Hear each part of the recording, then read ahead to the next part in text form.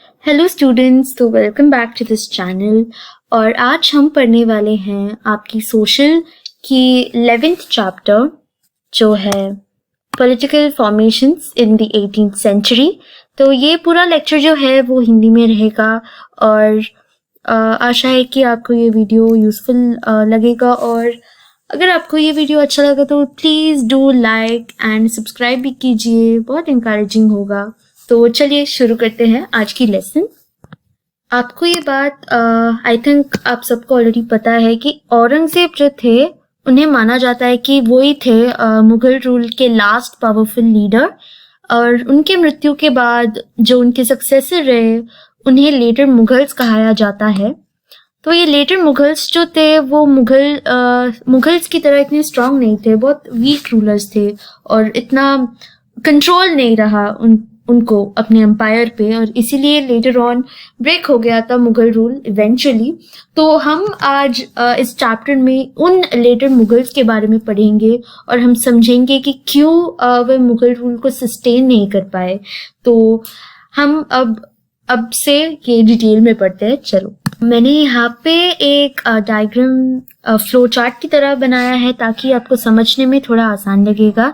तो औरंगजेब जो थे उनके 3 पुत्र थे, जो पहला था बहादुर शाह द फर्स्ट, फिर मोहम्मद आजम शाह और मोहम्मद खुदा बख्श।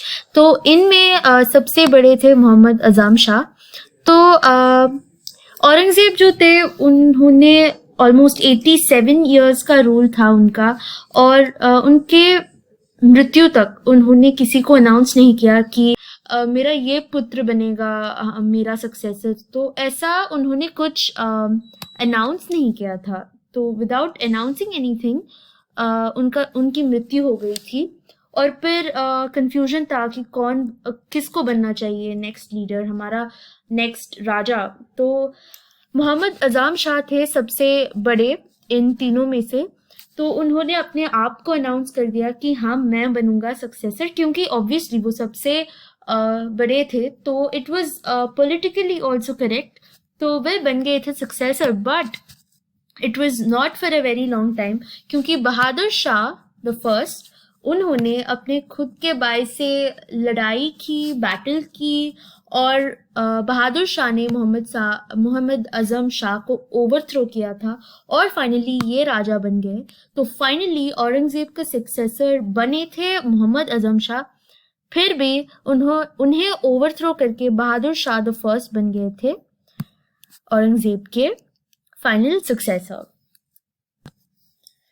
तो जब बहादुर शाह द फर्स्ट ने रूल किया था 1707 से लेकर 1712 तक, तो इस टाइम पीरियड में उन्होंने राजपूत्स, मराठा, सिख्स इन सब के साथ बैटल की थी और उन पे जीतने की कोशिश भी की थी। और इनका बस 5 साल की रूल थी, उतनी लंबी भी नहीं थी। और इनके सक्सेसर बने जहेंद्र शाह, जिन्होंने भी not even a few years, केवल कुछ महीनों तक राजा बने थे ये, क्योंकि ये पपेट थे किसी और के हाथों में। तो जुल्फिकर खान एक बहुत ही बड़ा नोबल था। तो नोबल कौन होते हैं? ये राजा नहीं होते हैं, फिर भी मिनिस्टर्स, बहुत बहुत रिच मर्चेंट्स ऐसे कुछ होते हैं, तो नोबल्स। सो ये जुल्फिकर खान बहुत ही पैसा वाला एक नोबल था, नोबल मैन। तो इनके हाथों में पपेट था जहेंद्र शाह। तो एक और बार हम एक फ्लो चार्ट बना लेते हैं, तो ताकि हम आखिर में एक बार रिवाइज भी कर सकते हैं।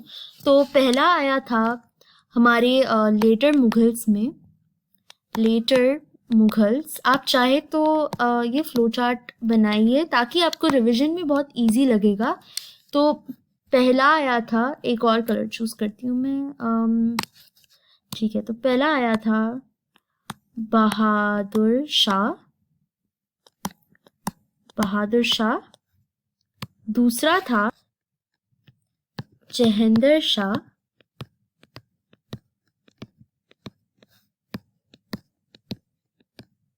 और ये जहेंद्र शाह थे पपेट। पपेट का मतलब होता है कि for the name he is the king, मतलब बाहर बोलने को सिर्फ नाम के लिए, नाम के वास्ते ये किंग था, ये रूलर था, पर इनके पीछे था जुल्फिकर खान जो इनसे सारे काम करवाए करते। तो राजा तो जहेंद्र शाह थे, पर राज तो जुल्फिकर खान की चलती थी। तो इनके तो 5 साल थे, इनकी रेन पीरियड 5 years, और इनके तो it was a few months. तो देखते हैं, अ फ्यू मंथ्स ओनली, तो केवल लाइक अ फ्यू मंथ्स, सो हम लिखते हैं अ फ्यू मंथ्स ओनली। तो आप नीटली बना दीजिए अपनी अपनी फ्लो चार्ट्स, आपको बहुत हेल्पफुल लगेंगे। तो इस पिक्चर से ही आपको समझ में आएगा कि क्यों लेटर मुगल्स इतने वीक थे, क्योंकि उनके अपने आप में बहुत सारे फाइट्स होते थे। देखिए, बहादुर शाह ने अपनी खुद की बाई के साथ लड़ाई की थी, ऐसे ऐसे बहुत वीक हो गए थे, क्योंकि अपने मुगल एंसेस्टर्स के जितना स्ट्रांग नहीं रहे थे ये। तो देखते हैं, इसके बाद नेक्स्ट रूलर थे फर्रुखसियर। सो फर्रुखसियर भी एक पपेट थे। इन्हें कंट्रोल करने वाले तो सैयद ब्रदर्स थे, जिनके नाम थे अब्दुल्ला खान बराहा और हुसैन अली खान बराहा। तो इन दोनों ने फर्रुखसियर को कंट्रोल किया था। तो बहुत सारे पपेट रूलर्स थे। तो मुगल्स को देखिए आप, तो पपेट रूलर्स बिल्कुल नहीं मिलेंगे, सब स्ट्रांग थे, बहुत अथॉरिटेटिव थे। पर जो लेटर मुगल्स हैं, बहुत सारे तो पपेट रूलर्स थे और दूसरे लोग इन्हें कंट्रोल करते थे। तो नेक्स्ट लिस्ट में हम लिख सकते हैं फर्रुखसियर। फर्रुखसियर जो पपेट था under the Sayyid brothers.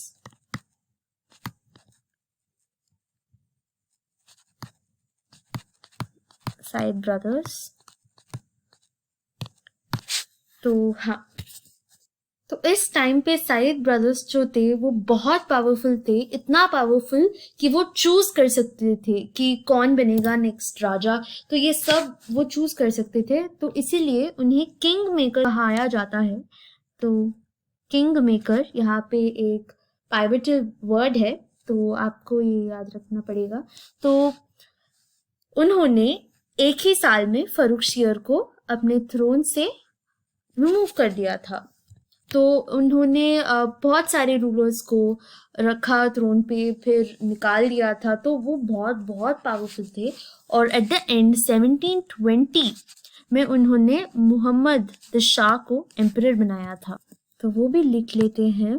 Finally 1720 में मोहम्मद द शाह बने थे नेक्स्ट एम्परर। तो सैयद ब्रदर्स ने ही इनको भी अपॉइंट किया था। तो ये थे किंग मेकर्स, बहुत ही इंपॉर्टेंट किंग मेकर्स थे जिनके पास बहुत पावर था। तो ट्विस्ट कहानी में यहाँ पर आता है, मोहम्मद शाह जो थे उन्होंने सैयद ब्रदर्स के पूरा पावर निकाल दिया। मतलब अब तक जो सैयद ब्रदर्स पपेट बना के हर एक राजा को पपेट बना के वो जो चाहते हैं उनसे करवा के ये सब करते थे, पर मोहम्मद शाह ने उनके पावर्स निकाल दिए। लेकिन उन्होंने अपने एम्पायर को स्ट्रॉन्ग करने के लिए भी कुछ नहीं किया था। तो जब तक उनकी राज एंड हो गया था, तो मुगल एम्पायर बस नाम के लिए एग्जिस्ट हो रहा था। अब उसका तो कोई पावर ही नहीं रहा है, जो पूरा डिक्लाइन हो चुका है, अब तक पूरा पावर जा चुका है। और ये एक और बात क्या है कि जब ये मुगल रूल फेस कर रहा था बहुत सारे वीक रूलर्स को, तो रीजनल किंगडम्स में पावरफुल गवर्नर्स आके बहुत पावरफुल रीजनल किंगडम्स भी की क्रिएशन हो गई थी। तो बहुत ही पावरफुल रूरल रीजनल किंगडम्स का क्रिएशन भी हो गया था। तो अब मुगल रूल बहुत बहुत डिक्लाइन होने के एंड तक आ गया है। और अब जो ये इतनी बुरी परिस्थिति में थी मुगल रूल, और इसके ऊपर on top of that Nadir Shah और अहमद शाह अब्दाली, तो इन्होंने भी इन्वेजन की थी। और अब तो कंप्लीटली डिस्ट्रॉय हो चुका था मुगल एम्पायर जो है, तो बहुत बहुत डिक्लाइन हो चुका है और कोलैप्स होने के वर्ज में था। नादिर शाह ने इन्वेड किया था। तो आई थिंक आपने ये कहानी सुनी होगी कि शाहजहां के पीकॉक थ्रोन हुआ करता था और कोहिनूर डायमंड, तो इन दोनों को नादिर शाह ले गए थे अपने साथ। तो ये थी एक ब्रीफ हिस्ट्री लेटर मुगल्स के बारे में। और अब हम पढ़ेंगे इंडिपेंडेंट किंगडम्स। सो मैंने प्रीवियसली कहा था कि जब डिक्लाइन हो रहा था, ये वीक रूल हो रहा था मुगल एम्पायर में, तो रीजनली बहुत स्ट्रॉन्ग इंडिपेंडेंट किंगडम्स क्रिएट हो गए थे। तो इसके बारे में पढ़ेंगे कि ये कैसे हुआ। तो मुगल रूल की डिक्लाइन होते ही यहाँ पे देखिए, तो former Mughal provinces that were carved out by governors serving the Mughal rulers। तो देखते हैं कि पहले जो रूलर्स थे अकबर और शाहजहां, तो इनके तो पूरे इंडिया में रूल था, बहुत बहुत बड़ा टेरिटरी था उनके अंडर। बड़ा ब्रेक हो गया था क्योंकि वीक वीक सक्सेसर्स थे। तो जब अकबर और ये ओल्डर मुगल रूलर्स थे तो उनके अंडर जो गवर्नर्स थे, जो इंटेलिजेंट गवर्नर्स, आपको पता है ना, अकबर बीरबल ऐसे स्टोरीज हमने तो सुने ही होंगे। तो ऐसे एडवाइजर्स और पावरफुल नोबलमैन, ऐसे जो लोग थे, उन्होंने अपने आप की एम्पायर स्टार्ट कर ली थी और अब ये बहुत बहुत पावरफुल बन गए थे। तो इनमें से मोस्ट लार्जेस्ट प्रोविंसेस थे, वो थे अवध, अंडरलाइन करती हूँ मैं, अवध, बंगाल और हैदराबाद। तो अवध, बंगाल और हैदराबाद तीन सबसे ज्यादा बड़े इंडिपेंडेंट प्रोविंसेस थे जो मुगल रूल के डिक्लाइन होते हुए फॉर्म हुए थे। तो हम पहले इन तीनों को भी डिटेल में पढ़ते हैं। तो पहला आया है अवध। तो आपको मोहम्मद शाह याद ही रहेंगे क्योंकि हमने लास्ट पैराग्राफ में ही पढ़ा है। तो मैंने बोला था कि जो मुगल रूलर्स के गवर्नर्स थे, उन्होंने इन न्यू प्रोविंसेस को हेड किया, उन्हें गवर्न किया। तो अवध के गवर्नर थे सादत खान। तो मोहम्मद शाह ने सादत खान को अपॉइंट किया था अवध के गवर्नर बनने के लिए। तो ये अवध में जमींदार लोग जो होते थे, तो जमींदार आपको ये बहुत जाना पहचाना टर्म होगा, बहुत ही रिच लैंडलॉर्ड्स जो थे, उनके पास बहुत सारा लैंड होता था, तो उन्हें टैक्स पे करनी होती थी राजा को। तो ये अवध के जो जमींदार थे वो पे ऑन टाइम नहीं करते थे, बहुत रेबेलियस थे, तो टाइम फॉलो नहीं करते थे, ऐसे कुछ बहुत रेबेल्स थे वो। तो सादत खान जो थे उन्हें सप्रेस किया, इन्होंने इन जमींदार को सप्रेस किया और पूरा रेवेन्यू सिस्टम बदल डाला। तो पहले हम ये लाइन पढ़ते हैं, he held the combined office of the subahdar, that is the political head, faujdar military head and the diwan head of revenue. So इस लाइन को एक्सप्लेन करने के लिए मैं पहले हमारी करंट इंडिया की एग्जाम्पल दूंगी। तो हमारे देश को एक इकोनॉमिक मिनिस्टर है, एक फाइनेंस मिनिस्टर है और आर्मी का एक जो हेड होता है, और ऐसे डिफरेंट ऑर्गन्स के डिफरेंट हेड्स होते हैं ना। ऐसे ही हमारे हिस्ट्री में भी उस टाइम पे भी एक ऑर्गन के लिए, मतलब रेवेन्यू के लिए एक हेड हुआ था और मिलिट्री के लिए एक हेड था। तो उन्होंने क्या किया, सादत खान ने इन तीनों को कंबाइन किया था और ताकि वो तीनों पे एक ही बार नजर रखे, सो दैट उन्होंने इंश्योर किया कि कहीं पर करप्शन नहीं होता था और सब टाइम पे होता था। तो बहुत स्ट्रिक्ट काइंड ऑफ पर्सन थे वो, और उन्होंने सारे रिबेलियंस को सप्रेस किया और बहुत ही स्ट्रॉन्ग अवध उन्होंने क्रिएट किया था। और लेटर ऑन 1739 में सफदार जंग ने इनको सक्सीड किया था।